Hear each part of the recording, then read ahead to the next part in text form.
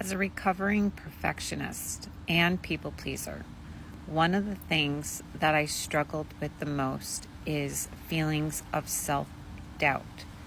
And when I get in that place of feeling self-doubt, it's most likely because I'm focusing so much on what is wrong in my life or what I am doing wrong.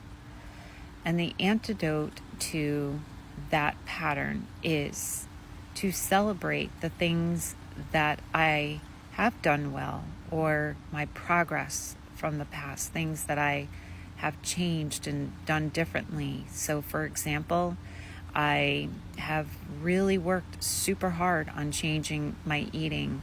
I'm gluten-free and I'm dairy-free, and I've really changed my eating habits.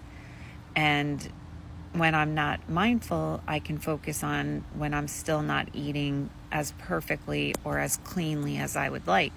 And then I beat myself up, and then I make myself wrong, and I make myself bad. And then I just start to have more and more self-doubt. So it's really, really important, if you struggle with these patterns as well, that you are mindful and aware of your inner dialogue. And when your inner dialogue and your thoughts start telling you that you are bad or you are wrong or you're doing something that you shouldn't be doing or you're falling short in some way, and when that pattern shows up, I encourage you to pause and stop and have some self-compassion.